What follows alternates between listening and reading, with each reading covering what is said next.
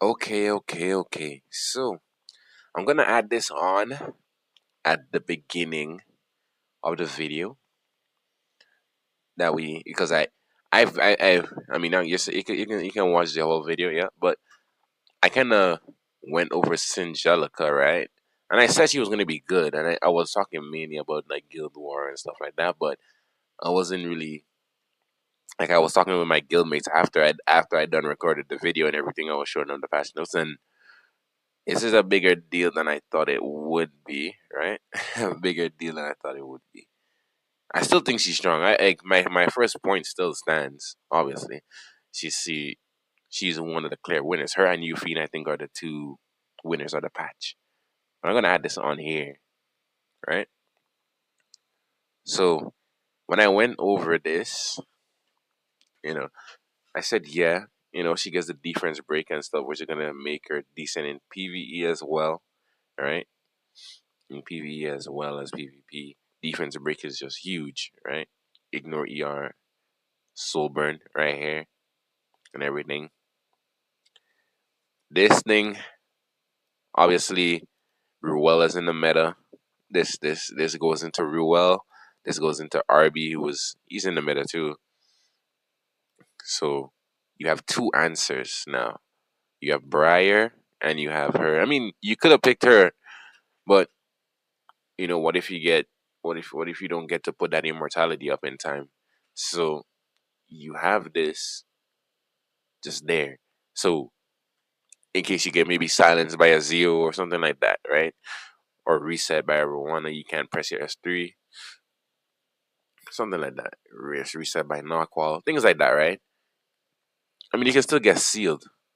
You can still get sealed, but usually you can build on like 200 ER or something like that. Even though there's ignore ER soul burns and things like that. Or or you can build a fast one. You can build a faster one with the S3. I was just saying in my initial reaction that yeah, she cleanses two buffs now, which is really strong, right? And I'll probably still run mine because I play turn two. I'll probably still run mine on maybe like a doctor's bag or something, just to have in case there's three debuffs, right? More than one debuff. Maybe there's like an 8 time win defense break plus the Muna, right? But Muna, if Muna seals you and you're kind of fast, you could you can cleanse that off now. You get two cleanses. You get two dispels, two debuff dispels, which I think which is really huge. After I second look on it, it's this is massive. I think she is the overall winner. A 4 star is the overall winner. Euphine is in second place. I still stand by that. But yeah, I just wanted to put this here. I'll put this at the start so you hear what I have to say. Now to the video. All right. We have balanced patch notes. And it's not a long one, but hopefully they're good. We have P Flan getting a buff again. I hope they revert her previous buff that they were gonna give her and then they took it away because people complained that it wasn't gonna be good and you know hopefully they change it back. Closer Charles Cleave unit. People have been asking for his buffs. I don't play him. A Meru. Arjuman Shadow. A Meru. She needed a buff for a long time because they made if you look at the boss units, right? The boss units are unique, right? They bring a unique mechanic to the game, which what most other units don't really do, right? Zero is the only person that does what he does. Bellion is the only person that like stops souls, you know. Was it a Strays? It was I mean Strays was a tank killer and then he kinda got replaced by Galililius in a way. Galililius. Well he's still used for like hunt one shots, I believe. Wells. Harsetti. I mean Harsetti is new, so That doesn't count yet. She hasn't gotten replaced yet. But the point is, most of the ML units do something unique that they don't get taken away. RG Machado was the first seal unit. She was the first unit to bring seal, but you guys know Knockwall is out there, right? Knockwall does a better job than her because Knockwall also resets skill cooldowns and all that. She cycles really fast too.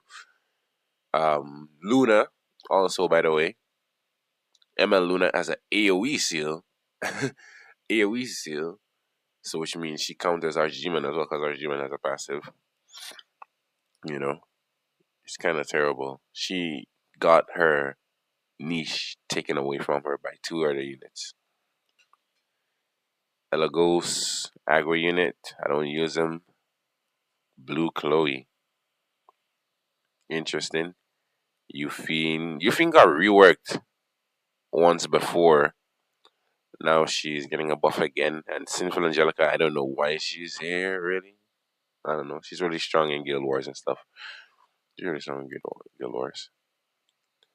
Artifacts, only two this time. Sigurd Scythe and an offer you can't refuse, which I don't know who this belongs to. Sigurd Scythe is decent though. Everybody needs this artifact. KP flat. So was this the S1? Yeah, S1. Attacks the enemy with a gun, 75% chance to steal buff, right? Detonate burn some bombs effect.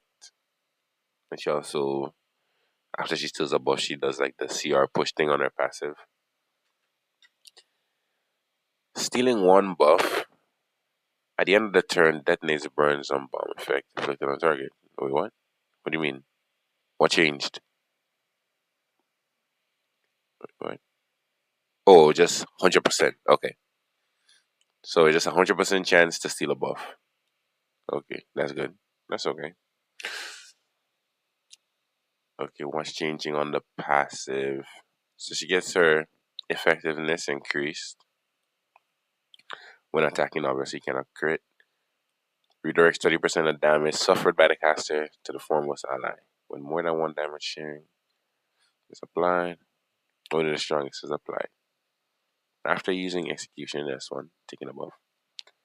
When the caster has a buff activates Hunt, can only be activated once every 2 turns. Raise the roll of all allies, increase the combat rate by 15. What's changing? So still has her effectiveness, cannot crit. When attacked, decreases damage suffered by 30%. Hmm. I guess it's kind of the same thing. I guess it's kind of the same thing.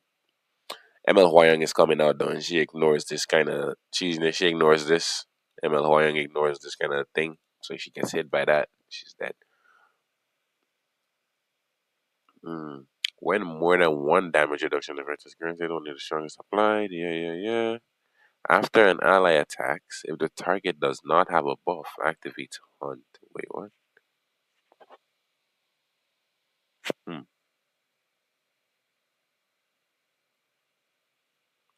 Went down to 3 turns. Is that right? No, it went up a turn. Ridiculous. So they put it up a turn. I don't know why. They're really afraid of making her strong. They're really afraid. Anyways, but yeah, if an ally attacks, right? Is that what I read it right? Right? Yeah. After an ally, which when it says an ally, it includes herself. So anybody on her team, once they attack, if they don't have a buff, she uses her CR push. Hunt increases combat readiness by 15. Hmm. They raise this up by 1 turn though. It's kind of weird.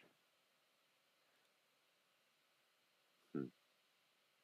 We'll see. We'll see. People will test her. Maybe she'll be better than I am thinking, but I think they should have raised the CR push if they put up the turns here. But hmm. but the part that they didn't put back here, right, from the previous one, it was that all her allies could steal buffs, but this doesn't seem like it. It doesn't do that. It just activates hunt for her when an ally doesn't have a buff. Kind of weird. Or they should have added a. I think they should have added a buff to hunt then. Okay, like keep the CR push and like add something, add a buff to hunt for the whole team. Maybe, but yeah, that's her. Closer Charles. Unit I don't use. I'm not a cleaver, so I don't see any red text. Huh. So, cause the enemy, that's S1, I think, or S2. When used on the caster's turn, the caster is granted perception. Yeah, he was granted perception. Uses demolition instead of elimination. Yeah, demolition start the enemy with a sword damage portions of the target's lost health.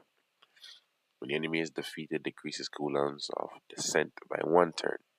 Descent is the S3 when jumping off from the helicopter. This attack does not trigger a dual attack. Alright. At the start of the first battle, it increases evasion for 1 turn. So you know this is getting demolition damage that increase. Oh, he's also getting a life steal on the skill as well. Hmm. Yeah, so when he procs that the thing that like the Green Charles S2 kind of thing, he gets life steal. Gets life steal and they increase the damage, so maybe he'll be more for DPS unit focus build than opener build, which he usually is. But I don't know. So, after an ally, except for the caster attacks, if the enemy's health is less than 30%, increases combat readiness of the caster by 50%. It's a lot. Grants perception for 2 turns. Can only be activated once every 2 turns. Okay. At the start of the first battle, increases evasion by 1 turn, which he got from his S3, I believe. After an ally, oh, wait, what? Except for the caster attacks, if the enemy's health is less than 40%, okay, increases combat readiness of the caster by 50% and grants perception for 2 turns. Once every 2 turns. So they increase the threshold where he needs to where the target needs to be. 40%. I mean, if you're cleaving with him, this should be achievable, right? If you're fighting like tank down players and stuff, this should be maybe yeah, it should be achievable. If you're going with like a single target nuker, green sit or something, you should be able to get people down.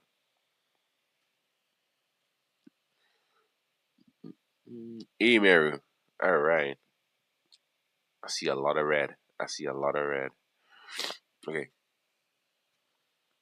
so touch of chaos.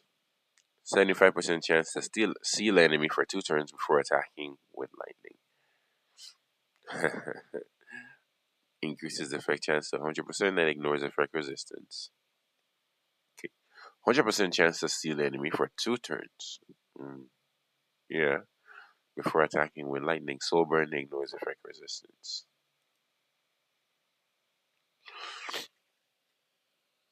I mean, this is going to be more consistent now, yeah. I don't know if this is going to make her better. Let's see. It's only 10 souls to ignore ER. Hmm. Alright, let's see the rest of the kit. Damage suffered from a critical hit decreased by 30%. They should just give her 30% flat. When more than one damage reduction, yeah. After using Touch of KO, has a 40% chance to activate Burst. Effect chance is doubled when the target is sealed. So 80%. Attacks all enemies, 60% chance to decrease a chance for 1 turn before increasing the caster's combat readiness by 25%, gaining one focus. Yeah. Let's see after. Critical hit, 30%, same thing. After using a basic skill, when the target is sealed, increases attack of the caster for one turn before acting. Uh, hmm, huh.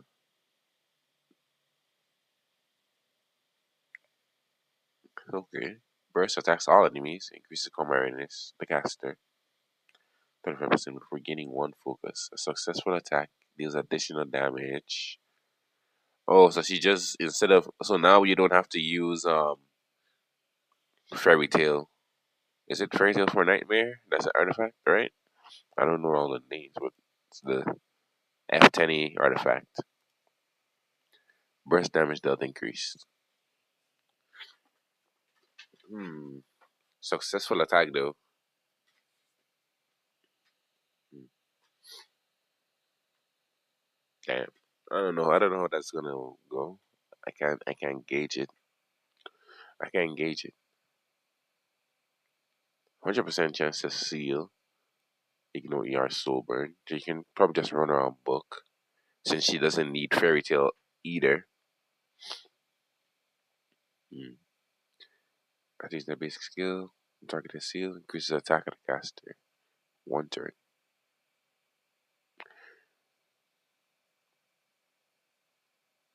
Yeah, she seals before attacking, so evasion doesn't matter, I don't think, right? It's just ER. So let's see. We'll see how she turns out. She's a really cool unit, man.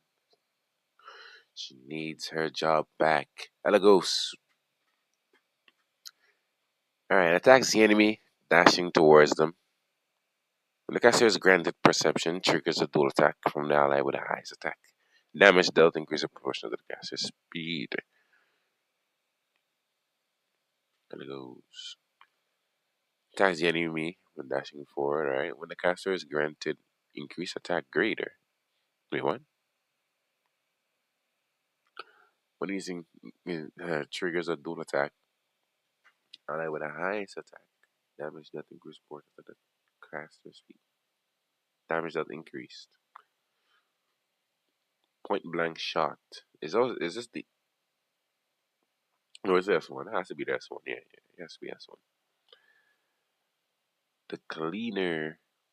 Alright. When an ally, except for the caster, defeats an enemy, increases attack of the caster for 2 turns before activating time bomb against the highest attack. When an ally, except for the caster, defeats an enemy, right? 2 turns. Time bomb attacks the enemy with a bomb, grants perception to the. Oh yeah, he still had this thing has to change, right? It needs to be. It needs to be kind of flipped. He needs to get perception before. He does it for 2 turns. When the caster's speed is greater than the target, when the speed is greater than the target speed, increases damage up proportional to the difference of the max of the 200%. Okay. Increases hit chance, critical hit damage by 50%. So he doesn't need perception anymore. Okay. Because perception used to give him this. When an ally except for the caster defeats an enemy, activates time bomb against the enemy with the lowest health. Oh, okay, that's better. That's better. Can only be activated once every 2 turns, but it depends on who he goes into though.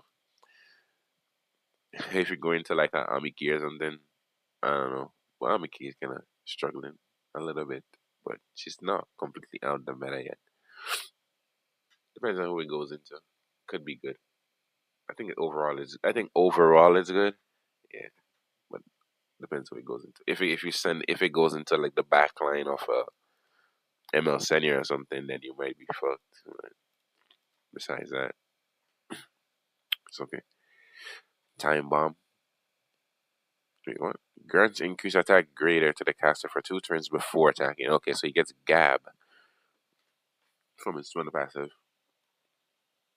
Damage that increase proportional to the caster's speed. Damage that increase as well on time bomb. This already did a crazy amount of damage. It already did a lot of damage. But now it's gonna hit even harder. Okay. Okay. It's the S3. Wait, what? It's S3, right? For attacking the enemy with a pistol, dispelling two buffs, increasing defense for 2 turns, for decreasing combat readiness by 50%. Okay. Inflicts resource reduction on the target by 60% before attacking. Yo, before attacking. So and ML Vivian, Dilibet too. Because if you decrease Dilibet's thing, I don't know how much he's gonna gain back. But if you have this guy with Sea Phantom, the Dilibet is kind of just cooked, right? Dilibet is cooked. But if Dilibet already has like half her bar before and you're going, you just send this into her. She's not gonna she's not gonna 100% CR and do her thing. But we'll see. We'll see. But I think this is good. Damage out increase. Alright. Spending two buffs. Oh, target and decrease defense. Okay. Target and decrease defense. Two buffs from target, place target, and decrease defense for 2 turns. And that pushback is huge. 50% pushback is huge. Combat range. Oh, and he boosts his own combat readiness as well. Damage out increase as well. Elgos, man. Hopefully, I get to see him in action. I want to see. I think it's a good change. Who is this? Oh, this is EE. At the start of the first battle, grant stealth decreases cooldown of cloak trigger. He's getting at the start of the first battle, grant stealth to the caster. Oh my god, for 2 turns. 2 turns stealth. 2 turns stealth is huge. I mean, obviously, it can get stripped, and you can get like an AOE to dispel it, but 2 turns is huge. Increases the damage dealt by time bomb by 10% and attacks the enemy with the highest attack. So it's like a Celine thing. Celine EE. But for Elagos. Okay. Blue Chloe. Meirukisu. Okay. Attacks the enemy. Flipping magic nail for 3 turns. Right? Before increasing combat readiness of the caster by 50%. Okay.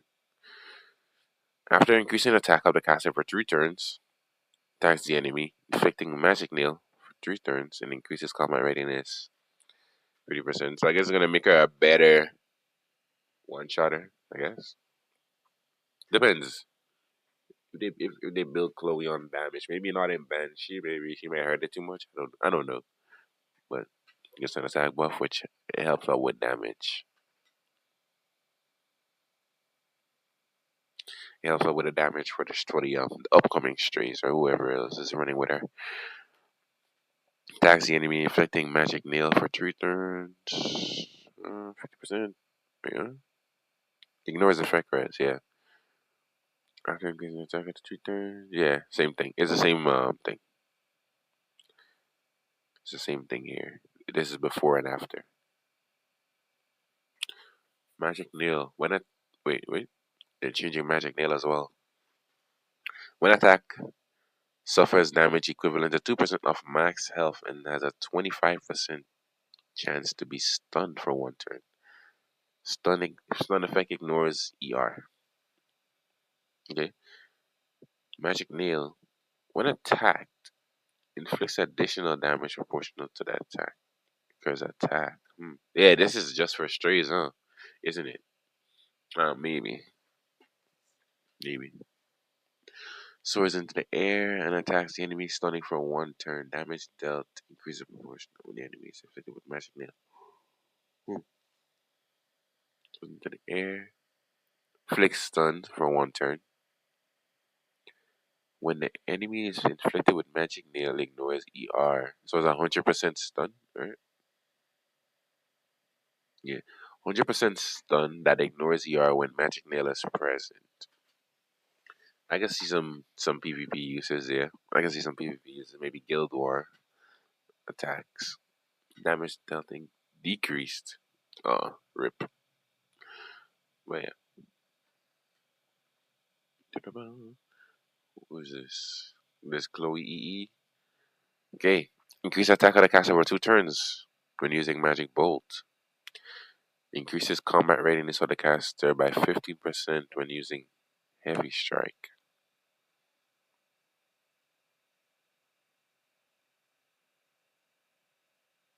Huh? Heavy Strike? Hyper Strike. I'm blind. So her S1 gives her 50% CR. Okay. Dispels all buffs on the enemy when using Magic Bolt. This effect is applied before inflicting Magic Nail. Okay. So she losing the strip. Increases damage dealt by Heavy Strike. Hyper Strike. So they decreased it here, I guess. They decreased it by. I'm assuming they decreased it by 20%, and then they're just gonna give you back the 20% in the EE. That's funny. Okay. Decreases the enemy's defense for 2 turns when using Hyper Strike. 85% chance to decrease defense for 2 turns when using Hyper Strike. When the target is infected with Magic Nail, ignores ER. Okay. They could have kept it at 100, man. They could have kept it at 100. Green you fiend. All right. This is taking me longer to read than I thought. It's not that many units. Okay. Attack with a dragon's howl, dispelling one buff. All enemies. 85% chance to silence. Please don't change this. Anyways, before granting increased attack and defense to the caster for 2 turns. This is skill 2, right? Yeah. Wait. Yeah. S2. AoE. Attacks all enemies with Dragon Hall, dispelling one buff before a 70% chance to decrease defense for 2 turns, 85% chance to silence. Okay. Defense break is really strong. You lower the silence chance. What, does she still get it back from her EE? Or oh, she stays the same. So yeah, it's still she gets it from her EE. So it's still 100% here. Still 100% on the silence. Soul burn ignores ER. That's crazy. Okay. Okay. This might be good. This might be good. Okay. Dragon charge. Attacks with a massive blade. When the enemy is defeated, fully decreases cool of this skill. Decreases the cooldown of this skill. When this skill is available, according to cooldown count, after an ally, except for the caster attacks, if the target is silenced, increases combat readiness by 20%. What's changing? Increases attack of the caster for 2 turns. Wait, what? Oh, after increasing the attack of the caster for 2 turns, attacks the enemy with a massive blade. When the enemy is defeated, grants an extra turn. When this skill is available according to cooldown count, when this is available, after an ally except for the caster uses a skill, the enemy has a debuff. Oh my gosh. Increase the combat readiness 20%. Oh, okay. She has a little, she has a mini, well, I don't know if it's a mini, but silver blade is like a silver blade thing or a jackal thing. Whereas there's a debuff, she gets CR when somebody attacks. Hmm. Cooldown count. After an ally, except for the caster, uses a skill. Uses a skill. It says uses a skill, not takes a turn. But anyway, skill is skill. Use a skill. The enemies has a debuff. They didn't put a space here. As a debuff, increases combat readiness of the caster by 20%. So this just triggers right every time. So if her team is just going before her, so they say you run a zero, that's a zero run his silence, that's a 20%. And then someone follows up on the zero, that's another 20%, right? It doesn't have a cooldown. As long as it's like Embla Katie's S3. Every time somebody goes and there's a debuff present on the enemy team, then she gets 20 CR. So she can actually cut in front of a lot of things if you build her with some speed. If you give her some okay speed, like 200-ish speed. Okay. They're trying to bring her back into PvP. Okay. I see. That defense break is gonna be crazy though. Watching is something else change? Wait, what? What is this? 5.6 minus. Oh, oh, bro. It's our imprint that's changing to crit chance. Okay. You feed. I was like, what the heck is this? Increasing attack when the enemies save your the next turn. What changed here? Debuff. Oh, increased damage on debuff. So she's basically turning into a green Jacko. She's turning into a green Jacko. I see. Green Jacko. And that's her now. Yeah, she's a green Jacko. Green Jacko. She got E change? Nope. Moonlight, 4 star. Sinful Angelica. She's already decent in some PV and AI ones, but let's see. Attacks to the staff, 75% chance to decrease attack for a 1 turn. Maybe they give her a defense break or something. The caster is immortal, triggers a dual attack from the ally with the highest attack. Okay. Attacks enemy with a staff, 75%. Oh, yep. There we go. Defense break. For 1 turn, when the caster is immortal, triggers a dual attack. This is actually kind of backbreaking sometimes. if you ever fought like the Emerald Politis um on Knockwell's artifact or something like that, defense break you. Now this doesn't strip, but you know if you don't have a buff on you, I think this is good. This is a really good change. She's going to be very good in PvE as well. She already is, but that defense break value is really high. Okay, Soulburn 10 souls, 100%, and then a 2 turns. Okay, 20 souls though. But 10. Okay. Yeah. I think that's a really good change. I think that's a really good change. Now, Soul Harvest. When the caster is immortal, maybe they can take out the immortal part and just make her a budget Bryce area. Okay. Enemies cannot be revived, and every time an enemy dies, it recovers health of all allies, proportional to the target's max health. Okay.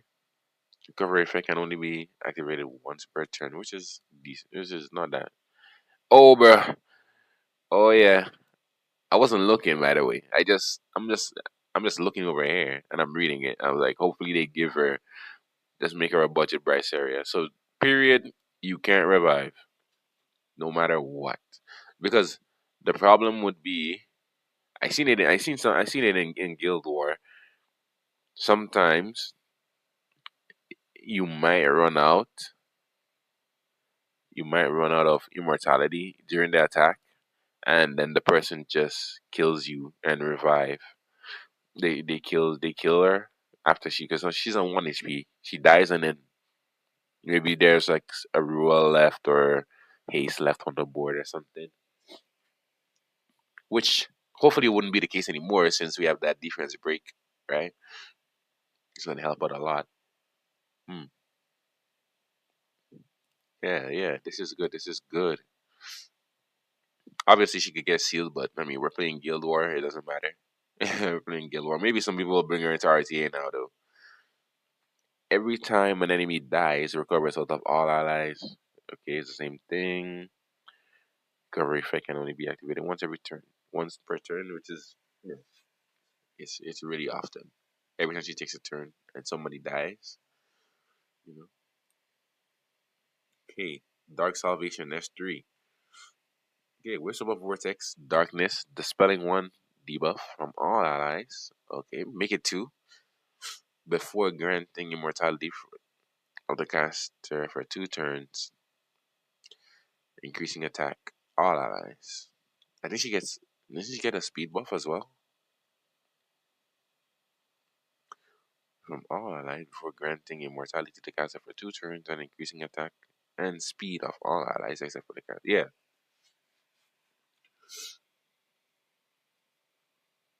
Okay. What's changing? Oh, bruh. Oh, bruh. 2 debuffs. Let's go. Which means with Doctor's back, there's 3 debuffs, which means this is ridiculous. If you keep her on Doctor's back, that's 3 debuff dispelled. What's up of Vortex, Darkness, and Loading. Dispelling 2 debuffs from all allies, granting immortality to the caster for 2 turns. They should have put up to 3, but hey, it's okay. Increasing attack and speed, all allies except for the caster for 2 turns.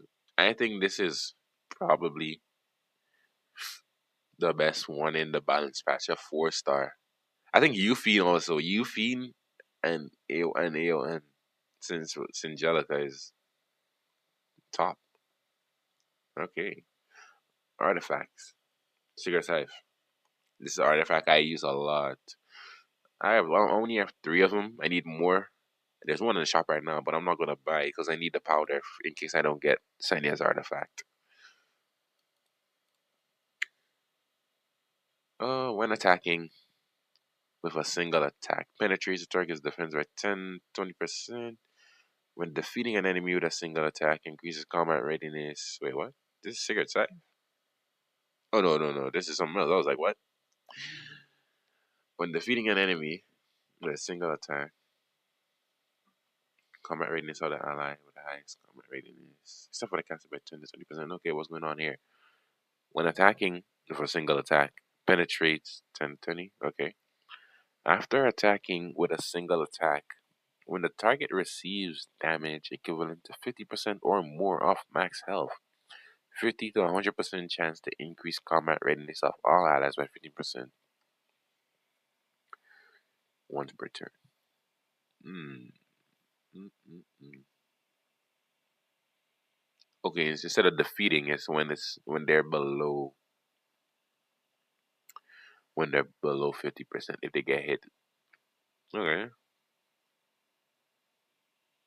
could be decent. How good? I don't know. I want to see. Hey, where's Secret Sight? Oh, I passed it. When the caster's health is 50% or less, increases attack by 25, and after attacking, absorbs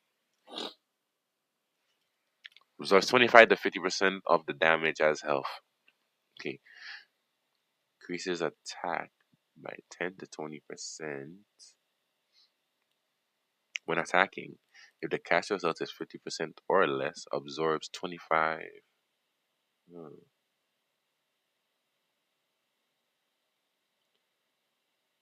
Is that a nerf? No, she gets a 10 to 20% increase attack here. Okay, so you just have. Okay, so you just have this. You don't need to be under 15% to have the attack buff. Okay, okay, I see. Hmm. When attacking. If the caster does it 50% or less, absorbs 25 to 50 of the damage dealt as health. Okay. We have the attack increase all the time, but it's lowered if you don't have it max. Maybe it'll be a net positive. Maybe. Maybe it'll be a net positive. We got this, and that is all of them.